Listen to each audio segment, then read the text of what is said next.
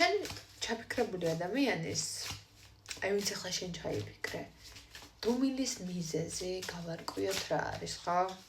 ყოველთვის მნიშვნელოვანია რომ გავარკვიოთ ყოველთვის ყველა კითხვაზე პასუხი ადამიანებმა.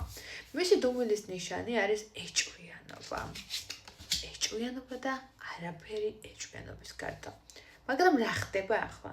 როდესაც ეჭვიანობს, როდესაც შენთან აი გენდობა, მაგრამ აი ეჭვიანობს მუდმივად რა და ეს ბედის წერაში ამოსული არკინებით, აი თითქოს იმას ლამობენ, რომ აი თავიდან დაიწყოთ ურთიერთობა, ყველაფერი თითქოს ნულოვანი არკანიდან დაიწყოთ, აი ნულოვანი ემოციებიდან ახალ გამოღვიძებულ ასპექტებში, მაგრამ აი იმიტომ დუმს თან რომ აი არ შეუძლია ეს რესურსი მოგიტანოს და მოგაწოდოთ.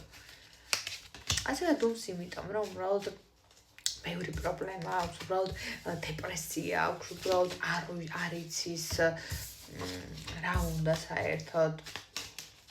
არ ვიცი, ადამიანი შეიძლება იყოს კიდეც რაღაცებზე დამოკიდებული, ან შეიძლება ისეთ საშუალებებზე, თავის სტრესზეც კი, ფონებზე, რაღაცაზე დამოკიდებულება ჩანს. აი შეიძლება ეს არ იყოს რაღაც კონკრეტულ სტრესზე, ან თამაშზე სიტყვას დამოკიდებულება, მაგრამ ეს უბრალოდ იყოს შეიძლება რაღაცა დამოკიდებულება თავისივე დამოკიდებულებებთან, სტრესული ფონები თავისივე მდგომარეობებიდან გამომდინარე.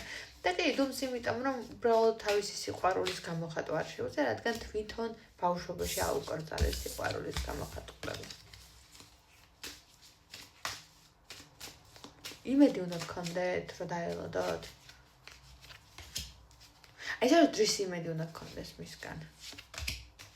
ის რომ ბედის წერა ხარ მისი. ან უბრალოდ ბედის წერის არკანის გადარჩება თქვენი ურთიერთობა.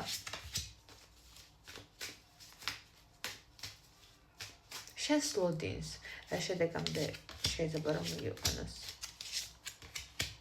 იცი რა შენს ლოდინს ამ წამს არც ერთ შედეგამდე არ შეუძლია რომ მიგიყვანოს. შენს ჭკუას შეუძლია რომ მიგიყვანოს რაღაც კონსენსუსამდე და ეს ჭკუა არის ის რომ უბრალოდ გესმოდეს მისი რა.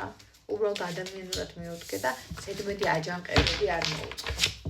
აჯანყებები მერე, როდესაც სალაპარაკო თემა გექნებათ და როდესაც მოგეცემათ უფლება რომ უბრალოდ ყველაფერზე ისაუბროთ. მადლობა ყურადღებისთვის.